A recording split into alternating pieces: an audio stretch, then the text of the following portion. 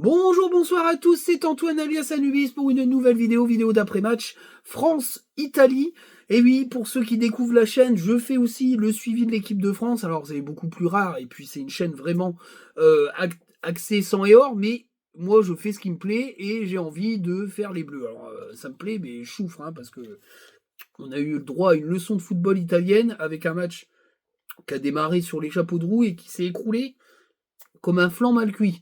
En même temps, on a laissé à Dédé l'opportunité de continuer, on va continuer à descendre dans les ténèbres jusqu'à ce qu'on revienne dans des marasmes ultimes, parce que je sens que ça va finir comme ça, et c'est terrible. Les Italiens ont fait un match vraiment intéressant, nous on a été vraiment mauvais. Enfin, je sais pas. Je pense qu'à un moment donné, la FFF, elle doit arrêter de faire copain-copain avec un ex-champion du monde qui a des tentacules partout. Il faut à un moment donné éviter la compète de trop. Le match contre la Belgique sera peut-être quand même un indice, parce que vu ce qu'on a produit là, moi j'ai peur quand même. J'ai vachement peur. J'ai vachement peur. L'Italie, les Belges, ils vont pas nous louper. S'ils peuvent nous faire bouffer la poussière, ils nous la feront. Ils nous la feront. Et pour moi, la Belgique, c'est quand même plus armée que l'Italie. Moi, c'est mon avis. Les Italiens ont une équipe assez intéressante, même s'ils ont fait un euro plus dégueulasse que nous. Mais en tout cas, on doit jamais prendre 3-1 face à cette Italie-là. C'est inimaginable, c'est pas normal. C'est pas normal. Surtout en menant 1-0 au bout de la 13e seconde. C'est pas normal de s'écrouler comme ça parce qu'il n'y a pas de jeu proposé. Je vais en parler dans le débrief. Et que Dédé, il est plus à la hauteur du truc parce qu'il est plus en connexion avec le football moderne et qu'il ne produit pas un football moderne. Donc il se fait bouffer par les équipes qui, elles, sont devenues un peu plus modernes. Même si l'Italie a fait de l'Italie, bah, elle a fait de l'Italie quand même un peu plus dans, dans l'énergie et dans la vitesse. Nous, c'est n'importe quoi. Enfin bref, on va en parler. Alors, on va parler du 11 de départ. Déjà, ça va commencer fort. Avec Mac Maignan dans les buts, une défense Ibou Konaté, Saliba, à droite Klos, à gauche Théo Hernandez, un milieu de terrain Kanté, Youssouf Fofana. Et puis en attaque, Griezmann avec un trio Olysée, Mbappé, Barcola. Alors, qu'est-ce que j'ai pensé de ce 11 de départ? C'est un 11 politique. C'est pas un 11 de foot, c'est un 11 politique. Et en plus, il a fait à un moment donné dans les moyens du bord en remettant Griezmann en numéro 10 alors qu'il est très peu performant avec l'équipe de France depuis au moins une dizaine de matchs. Il est sur la pente ascendante de sa carrière internationale parce qu'en club, il est toujours aussi bon. Mais il trouve plus sa place en équipe de France. Depuis qu'Mbappé a émergé, c'est très compliqué pour lui d'exister, faut le dire. Euh, c'est un 11 politique. Je vous ai mis Olysée, j'ai pris Manu Koné, j'ai pris Badé, on titularise Olysée parce que c'est la mania du moment, le Olysée mania. En même temps, il surfe sur les joueurs qui ont plutôt bien performé aux Jeux Olympiques, mais c'est purement politique. Il n'y a rien qui change dans le 11 de départ. C'est toujours un milieu de terrain défensif dégueulasse avec un double pivot qui a aucune technique. Jonathan Klaus en latéral droit et pas en piston, c'est de la merde. Théo Hernandez est capable de le faire. Et la doublette Konaté-Saliba, ça tient plus la route pour moi parce que je préfère Ibou Konaté que Upamecano. Après, c'est pareil, c'est une question de goût. C'était le seul truc qui était à peu près potable. Devant, Barcola à droite, Mbappé devant. Bon, oui, sauf que Mbappé, pour moi, il doit jouer. Non. Barcola à gauche, Mbappé en centre. Pour moi, ça n'a pas de sens parce que Mbappé il doit jouer sur un côté. Il s'est jamais été un neuf et il ne s'épanouit pas sur ce poste de neuf.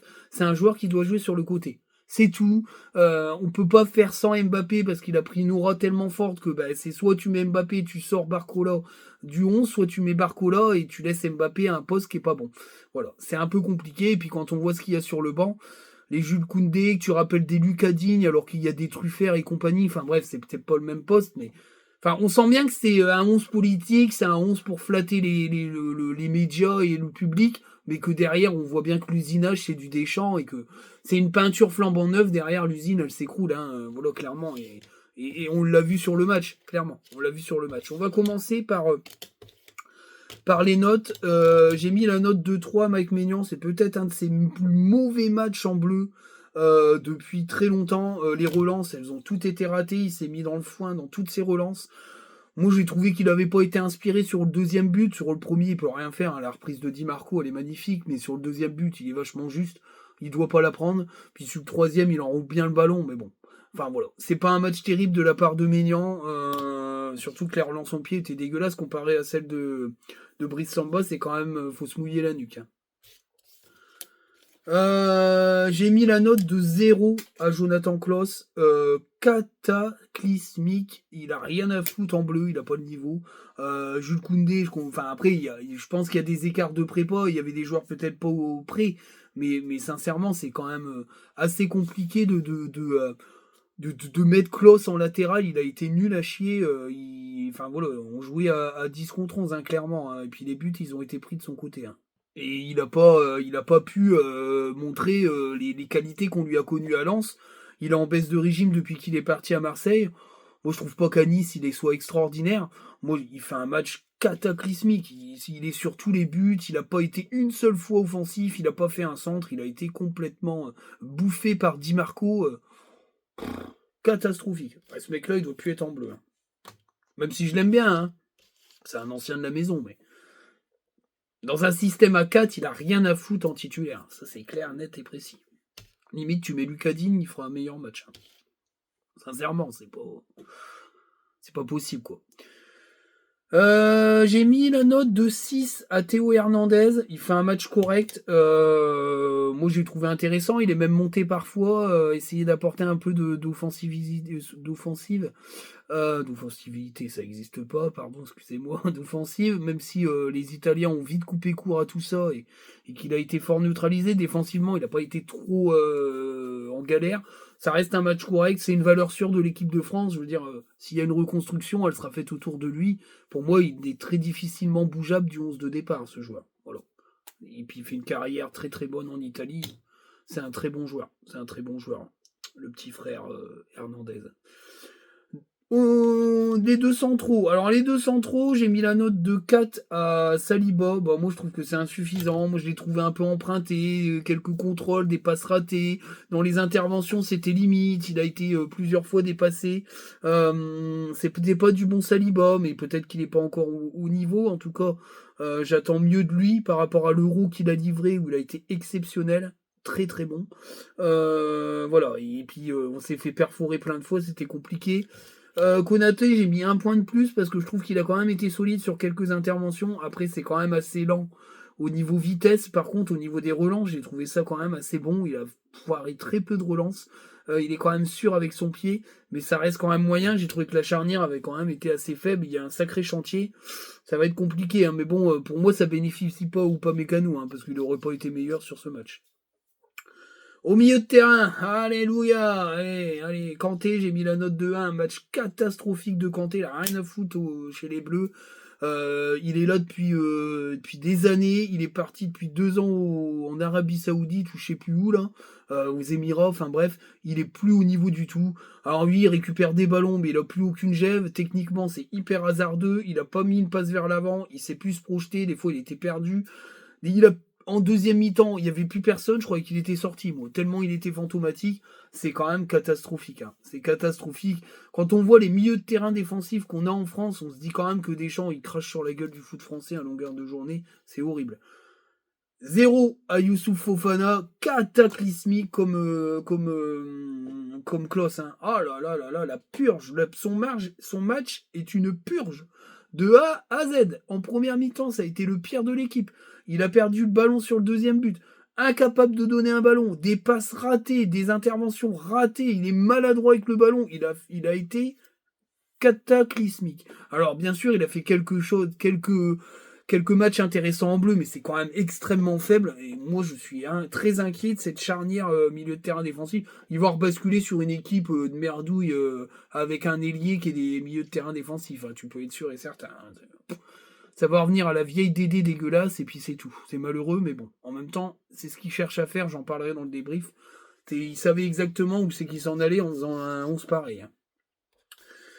Griezmann, j'ai mis la note de 2, très mauvais match. Alors oui, il y a une belle passe sur le raté de Dembélé, on en reparlera. Il y a une frappe assez jolie, mais c'est tout ce qu'il a fait. Il est très en difficulté depuis plusieurs matchs. De toute façon, depuis l'avènement de Mbappé et son indiscutabilité sur le secteur offensif, il le vit mal dans le sens où il a complètement perdu sa superbe en tant qu'offensif français, même si c'est pour moi un soldat de la France. Il est très en difficulté, c'est très compliqué. Alors il devait même pas être titulaire, hein, si j'ai bien compris, c'était Kolo Muani qui devait jouer à droite. What the fuck? Et Olysée en numéro 10. Moi ça me fait tousser parce que je me dis putain mais c'est quoi de ces compos de merde? Enfin bref, laisse tomber. Enfin, c'est des chants. Hein. De toute façon on sait que s'il quitte l'équipe de France, il va la faire mourir avec lui. C'est pour lui l'équipe de France, c'est lui. Hein. C'est depuis qu'il est là, c'est lui. Hein. Donc il mourra avec l'équipe de France. Donc enfin, il entraînera plutôt l'équipe de France dans sa mort. C'est moi j'en le sens comme ça, mais gros comme une maison. Bref, en tout cas, voilà, c'est pas tété du tout. Ça n'a pas été un match bon du tout, un très mauvais match de la part de Griezmann. Catastrophique. Kylian Mbappé, c'est pas un neuf du tout, il a eu aucun impact, il a fait 3 dribbles, il n'y a rien derrière, il y a eu peut-être une occasion. Il a tellement peu tiré, il a tellement peu pesé offensivement que pour moi il devait sortir à la mi-temps puis mettre Thuram, ça aurait pas été pire d'ailleurs. Enfin bref. Mais voilà, alors j'adore, hein, c'est un extraordinaire joueur, Kylian Mbappé, mais je suis d'accord avec certains analystes, je pense qu'il faut qu'il fasse une année sabbatique. Quoi. Moi, je pense qu'il faut qu'il arrête le foot et qu'il reparte à zéro. Il a tellement de talent qu'il va revenir oxygéné, peut-être dans un club moins médiatisé, peut-être un club européen, mais pas starifié. Il va tout repéter, mais là, moi, ça pue du cul. Quoi. Ce mec-là, il est complètement il est hors service. Il, hors service. C'est dramatique. C'est malheureux, mais c'est dramatique. La seule bonne note du match, bah, c'est Barcola. Hein. J'ai mis 7 parce que tu peux pas mettre une mauvaise note. Il fait un bon match. Hein. C'est le seul qui a créé quelque chose. Il marque un super but en récupérant le ballon. Ça a été un poids pendant 20 minutes. Une fois qu'on s'est fait monter dessus par l'Italie, ça a été plus compliqué. Mais en deuxième mi-temps, c'était le seul qui avait apporté du danger.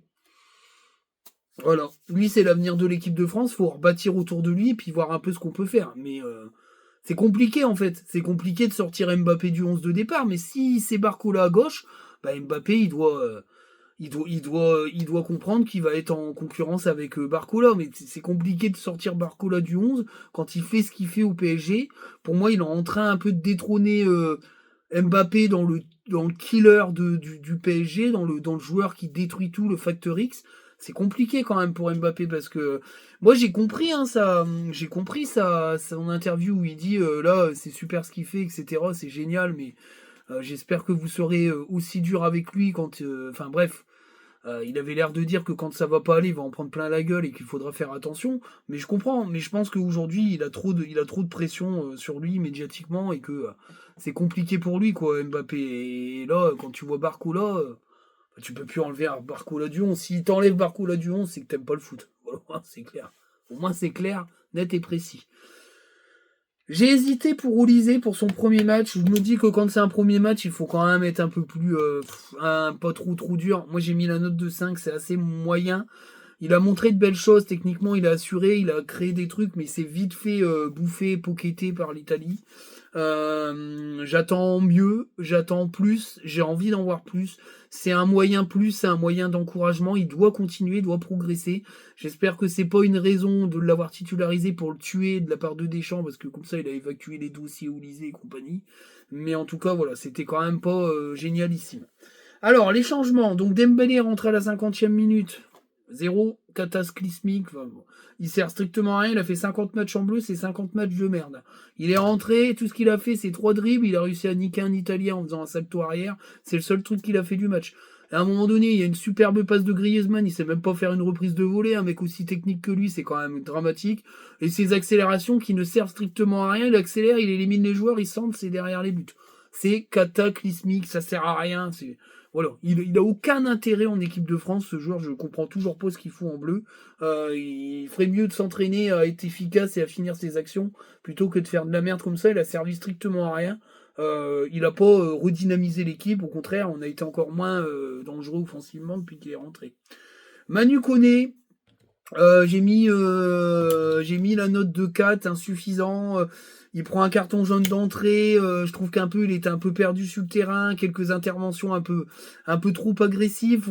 Il répondait un peu à l'arbitre. Enfin, il est rentré un peu trop dans un mauvais mood dans le match. Après, techniquement et dans la projection, c'est plutôt intéressant, mais ça restait quand même chaotique. À revoir, parce que je pense qu'il y a du talent. Il a fait des très bons Jeux Olympiques, mais ça restait quand même insuffisant pour une rentrée. Il y a pas eu voilà, il n'y a pas eu l'étincelle, quoi. Donc c'est pas tété. Là où il n'y a pas eu l'étincelle non plus, c'est Zaïre Emery. Hein. J'ai mis la note de 2, il fait une très mauvaise entrée. Hyper empoté, les contrôles ratés. C'est compliqué. Hein. Pareil, lui, il a pris une chape de plomb sur la tronche, trop de pression. C'est très compliqué pour Zaïre Emery. Moi, j'ai trouvé son entrée extrêmement faible.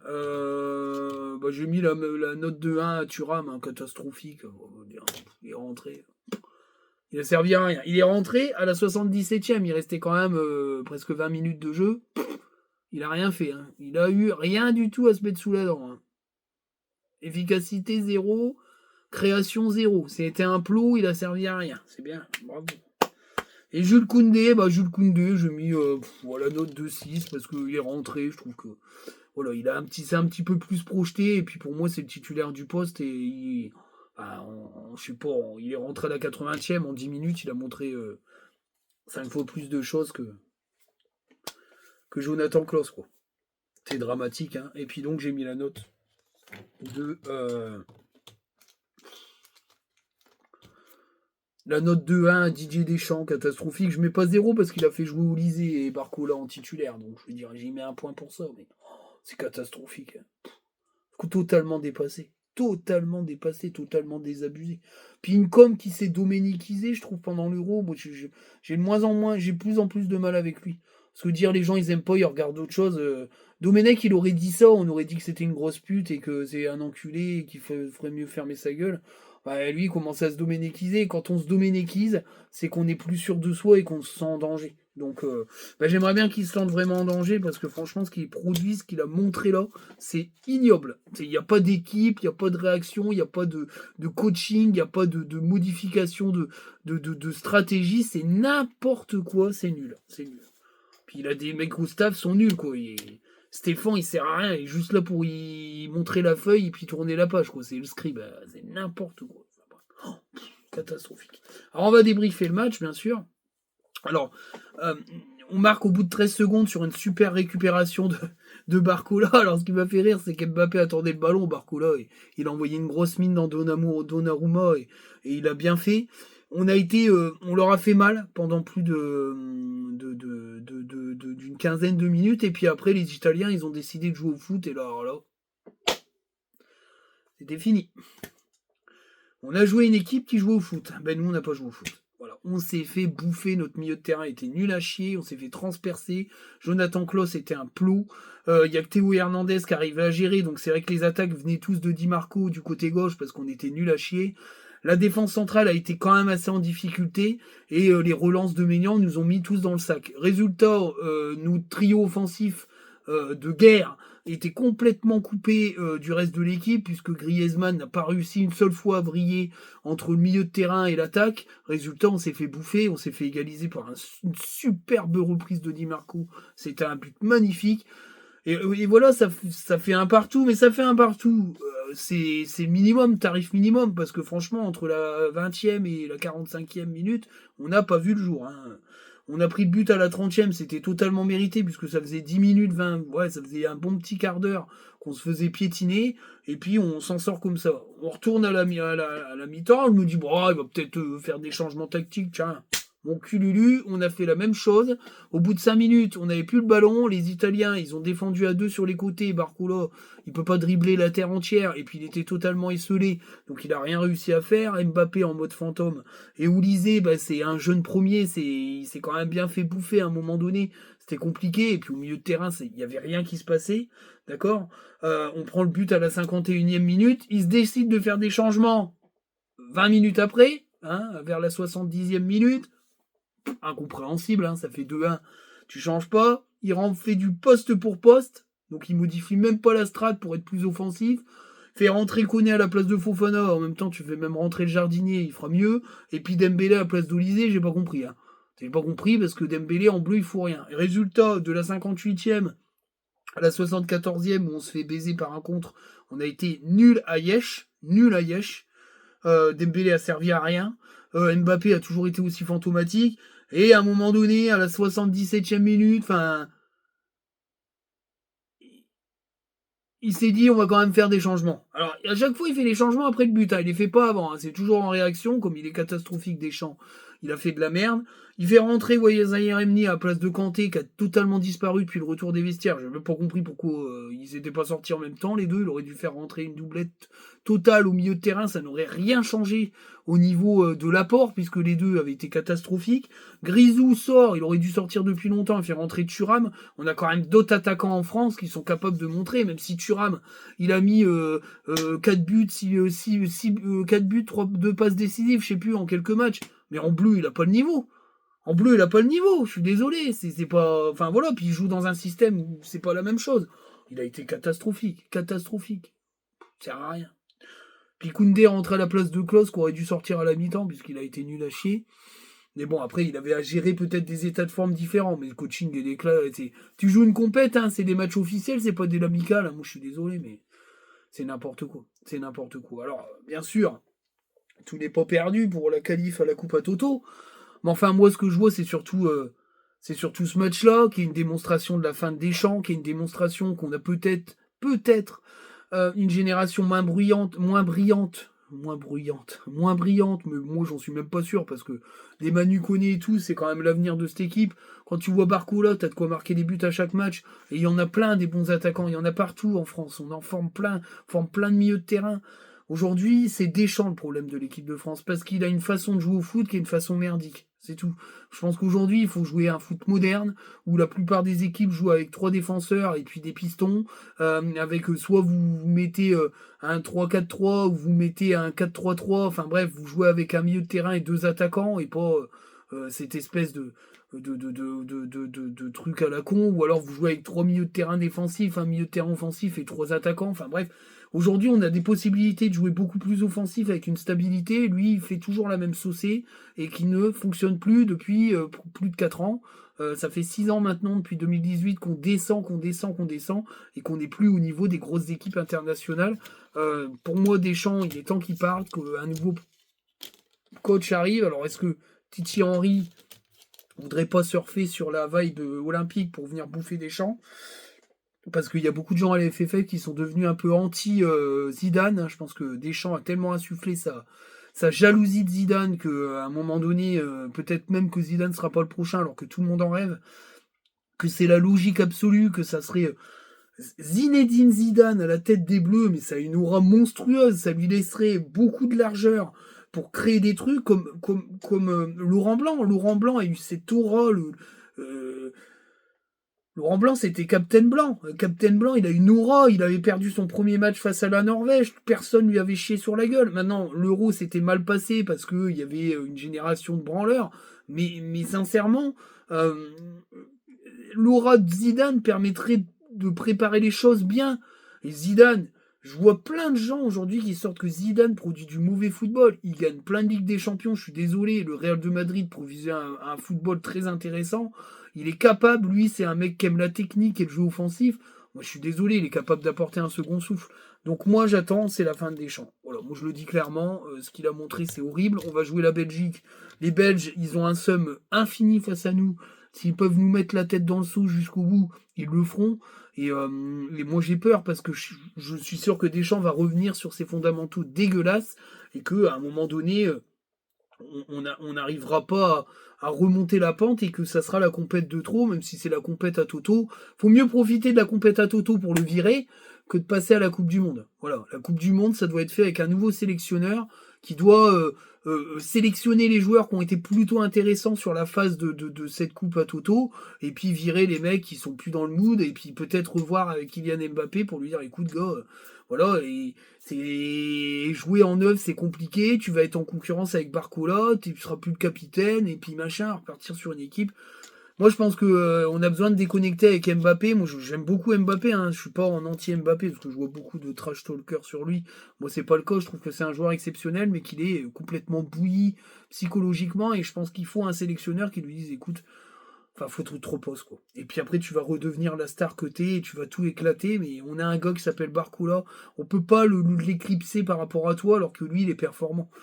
Donc c'est compliqué, mais Deschamps est incapable de faire ça. Quand tu fais revenir des Lucas Digne et compagnie, c'est que t'as rien compris, quoi. C'est que t'as rien compris. Les Guendouzi, là, n'importe quoi. Il y a au moins 10 joueurs qui sont devant Guendouzi. C'est n'importe quoi. C'est n'importe quoi. Moi, je trouve ça calamiteux.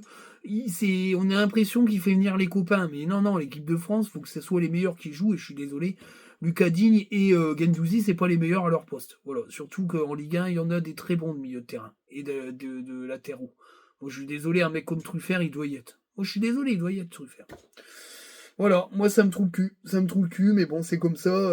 Il a fait sauter des gars comme Bourigeaud, qui aurait pu avoir une petite carrière sympa en bleu. Voilà. Bah écoute, c'est Didier Deschamps, hein. C'est Didier Deschamps, mais je trouve ça complètement dramatique parce qu'on doit voir des choses. Mais voir Titi Henry dans les tribunes, c'est pas anodin. Je pense qu'il est aussi dans la course maintenant. Je pense sincèrement que l'histoire logique, parce qu'on n'a pas encore enterré Deschamps, hein, il va s'accrocher au fauteuil, le salopard.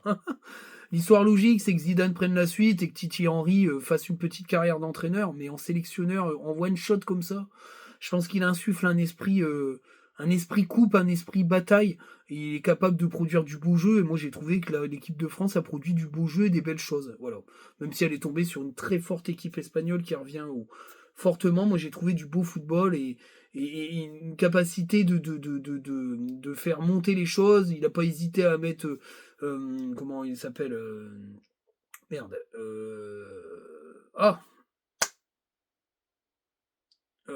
Cherki.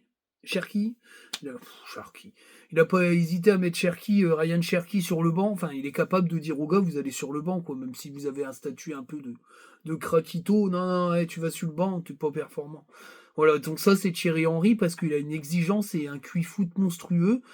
Et je pense que c'est l'avenir de l'équipe de France en tant que sélectionneur, mais je veux Zizou avant. Je veux voir de mon vivant Zizou sur un banc de l'équipe de France, avec un 11 préparé par Zizou. Putain, je veux voir ça avant de crever. Foutez-moi le camp, dégagez et faites rentrer Zizou, bordel. C'est ça. Mais la Belgique, je le sens pas ce match. Vraiment pas. Vraiment pas. Vous allez voir. Je vais faire des vidéos des Bleus, ça va être la catastrophe. Sur ce, j'espère que vous apprécierez pour ceux qui connaissaient pas le principe. Et puis les autres, ben merci à vous pour tous vos messages. Bah oui, c'est la trêve, il n'y a plus de match européen, mais pendant 15 jours, il y a moins de vidéos, mais continuez à être là, continuez à vous abonner, à partager, à continuer à partager avec moi dans les commentaires. Je vous dis ciao les amis, salut!